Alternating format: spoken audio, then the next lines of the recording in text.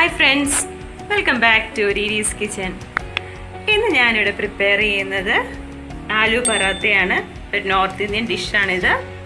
അപ്പോൾ ഇത് നമുക്ക് വീട്ടിൽ എളുപ്പത്തിൽ ഇത് പ്രിപ്പയർ ചെയ്യാൻ പറ്റുന്നതാണിത്. അപ്പോൾ ഇതെങ്ങനെ പ്രിപ്പയർ ചെയ്യുന്നത് നമുക്ക് നോക്കാം. അതിന് മുന്നേ ചാനൽ സബ്സ്ക്രൈബ് ചെയ്യാൻ മറക്കരുത്. വീഡിയോ ഇഷ്ടപ്പെട്ടെങ്കിൽ ലൈക്ക് ചെയ്യാനും ഷെയർ ചെയ്യാനും മറക്കരുത്. അപ്പോൾ ഇതെങ്ങനെ പ്രിപ്പയർ ചെയ്യുന്നതെന്ന് നമുക്ക് നോക്കാം. ഞാനിവിടെ ഒരു പാൻ വെച്ചു. ഇതിലേക്ക് നമുക്കൊരല്പം എണ്ണ ഒഴിച്ചു കൊടുക്കാം. ഞാനിവിടെ വെജിറ്റബിൾ ഓയിലാണ് ഒഴിച്ചു കൊടുക്കുന്നത്. പാനിലേക്ക് നമുക്ക് അല്പം ഓയിൽ ഒഴിച്ചു കൊടുക്കാം. വെജിറ്റബിൾ ഓയിൽ, സൺഫ്ലവർ ഓയിൽ എന്ത് എണ്ണ യൂസ് ചെയ്യാം. നമുക്ക് വെളിച്ചെണ്ണ യൂസ് ചെയ്യണ്ട. എണ്ണ ചൂടായി കഴിയുമ്പോൾ നമുക്കിതിലേക്ക് സവാളയെല്ലാം ചേർത്ത് കൊടുക്കാം.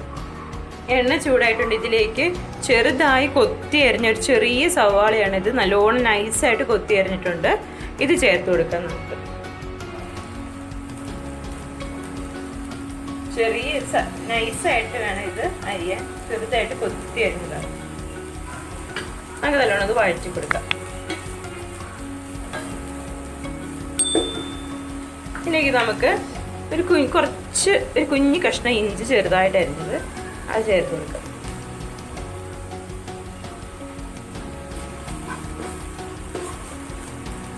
അതുപോലെ തന്നെ നമുക്കിതിലേക്ക് ഒരു 2 ചെറിയ പച്ചമുളകാണിത്, അതും ചേർത്ത് കൊടുക്കാം.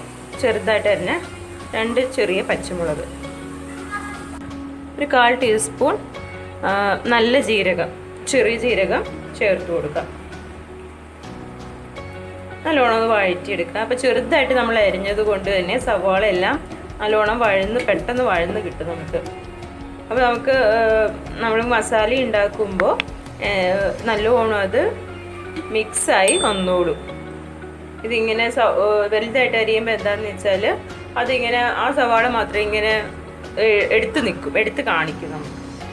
അപ്പോൾ ചെറുതായിട്ട് നല്ലോണം വഴന്ന് വന്നു കഴിഞ്ഞാൽ, അതായത് ചെറുതായി അരിഞ്ഞിട്ട് നല്ലോണം വഴന്ന് വന്നു കഴിഞ്ഞാൽ നമ്മുടെ മസാലയുടെ കൂടെ അങ്ങ് ബ്ലെൻഡായിട്ട് വന്നോളും. കുഴപ്പമുണ്ടാവില്ല. നല്ലോണം ഒന്ന് വഴറ്റി കൊടുക്കാം നമുക്ക്. ഇതിലേക്ക് നമുക്കൊരല്പം ഉപ്പ് ചേർത്ത് കൊടുക്കാം. ഉപ്പ് ചേർക്കുമ്പോൾ പെട്ടെന്ന് വഴന്ന് കിട്ടിക്കോളും.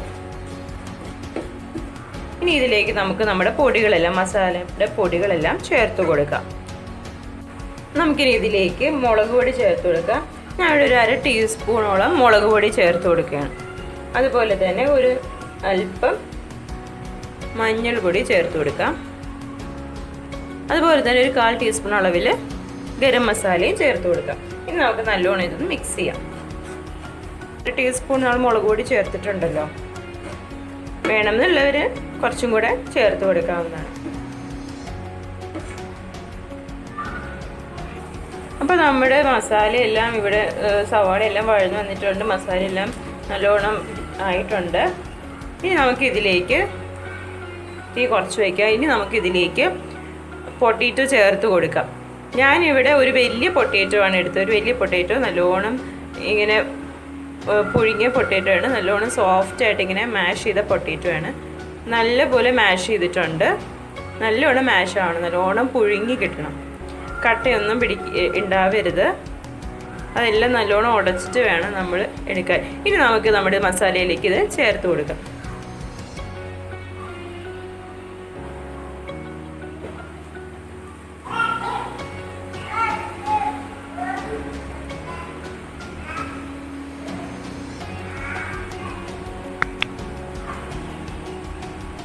നമുക്ക് നല്ലോണം ഇതൊന്ന് മിക്സ് ചെയ്യാം.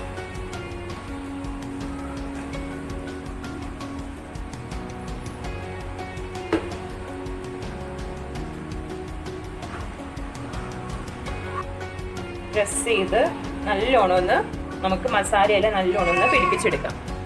ഇതിലേക്ക് നമുക്ക് ചെറുതായിട്ട് അരിഞ്ഞ നമ്മുടെ മല്ലിയിലയും കൂടെ ചേർത്ത് കൊടുക്കാം.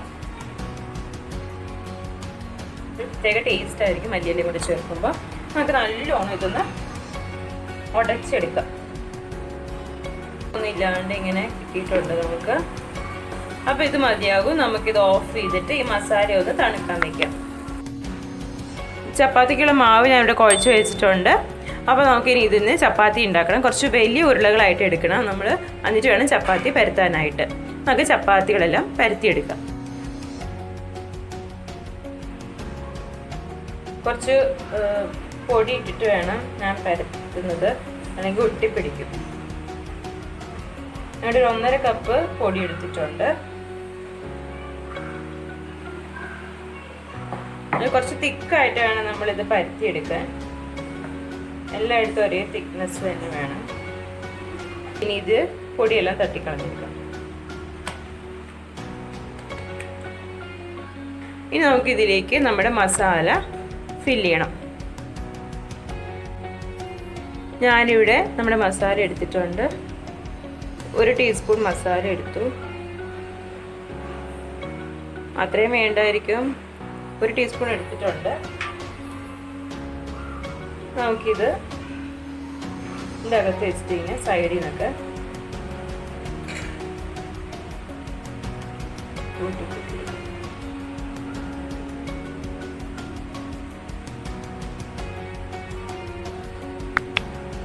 നല്ലോണം അകത്ത് നല്ലോണം ഫില്ലാക്കിയിട്ട് സൈഡിൽ നിന്നെല്ലാം നല്ലോണം ജോയിൻ ചെയ്ത് കൊണ്ടുവരണം. എന്നിട്ട് നമുക്ക് ഈ ഒരു പോർഷനില്ലേ അത് നമുക്ക് മാറ്റാമേ. കുറേ കൂടി നിൽക്കുന്ന പോർഷൻ അങ്ങ് മാറ്റിയിട്ട് നമുക്കിത് നല്ല റൗണ്ടാക്കി എടുക്കാം. ഓക്കെ, ഞാൻ എന്താ ഇപ്പോൾ നല്ലൊരു റൗണ്ടാക്കി എടുത്തിട്ടുണ്ട്. ഇനി നമുക്കിത് കൈ കൊണ്ട് ചെറുതായിട്ടൊന്ന് പ്രസ് ചെയ്ത് എടുക്കാം. പൊട്ടിപ്പോകാൻ നോക്കണം കേട്ടോ. പ്രസ് ചെയ്തെടുത്ത് ഒരുപാട് അങ്ങ് പ്രസ് ചെയ്യേണ്ട. നമുക്ക് ഇനി ഒന്ന് ചെറുതായിട്ടൊന്ന് പരത്തിയെടുക്കാം. ഈ പൊട്ടേറ്റോ നല്ലോണം വെന്ത് ഇതിൽ മാഷായിട്ടില്ലെങ്കിൽ ചിലപ്പോൾ പൊട്ടിയൊക്കെ പോകും. അതുകൊണ്ട് നല്ലോണം വെന്ത് ഉടച്ചിട്ട് വേണം എടുക്കാൻ പൊട്ടേറ്റോ, അല്ലെങ്കിൽ പാടായിരിക്കും നമുക്കിത് ഉണ്ടാക്കാൻ. ഇതേപോലെ മസാല തണുത്തിട്ടാണ് നമ്മളിതിൽ ഫില്ല് ചെയ്തത്. ഇനി നമുക്കിത് പരത്തിയെടുക്കാം.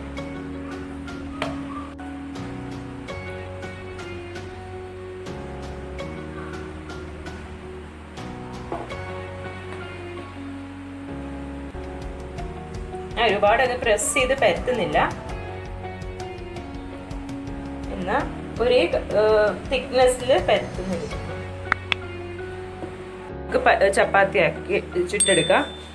അതിനുവേണ്ടി ഞാനിവിടെ ഒരു പാൻ വെച്ചിട്ടുണ്ട്. പാൻ ചൂടാവട്ടെ.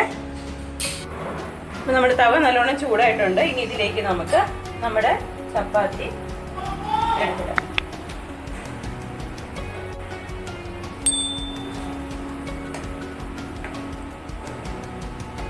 ഇതിൻ്റെ പൊടിയെല്ലാം തട്ടിക്കളഞ്ഞിട്ട് വേണം ഇടാൻ, അല്ലെങ്കിൽ കരിഞ്ഞു പോകും ചപ്പാത്തി.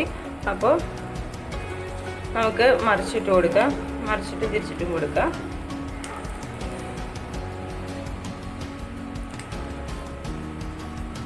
ഒരു മീഡിയം ഫ്ലെയിമിൽ വെച്ചിട്ട് ചെയ്താൽ മതിയാകും.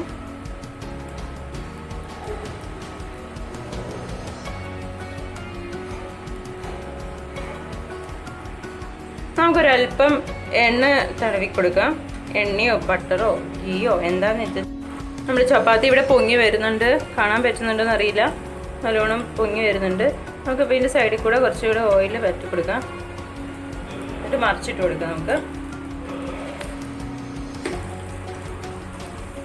നല്ലോണം പൊങ്ങി വരും. ഇത് ചിലപ്പം പൊങ്ങി വന്നില്ലെന്ന് ഓർത്ത് കുഴപ്പമൊന്നുമില്ല.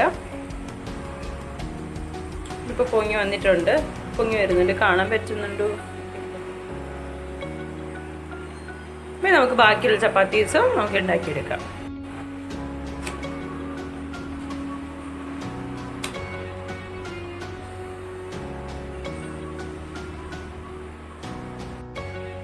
അങ്ങനെ നമ്മുടെ ആലു പറാത്ത ഇവിടെ റെഡി ആയിട്ടുണ്ട്. ഞാൻ എല്ലാ പറാത്താസും ചുറ്റെടുത്തിട്ടുണ്ട്. അപ്പോൾ നമുക്കിത് കറിയൊന്നും വേണ്ട. കേടിൻ്റെ കൂടെയും കേടും പിക്കിളും മതിയാകും ഇതിൻ്റെ സൈഡ് ഡിഷായിട്ട്. അപ്പോൾ ഇത് ഈസി ആയിട്ട് പ്രിപ്പയർ ചെയ്യാൻ പറ്റിയതാണ്. ബ്രേക്ക്ഫാസ്റ്റിനോ കുട്ടികൾക്ക് ടിഫിൻ കെട്ടി കൊടുക്കാനോ ഒക്കെ പറ്റിയ ഒരു ഐറ്റമാണിത്.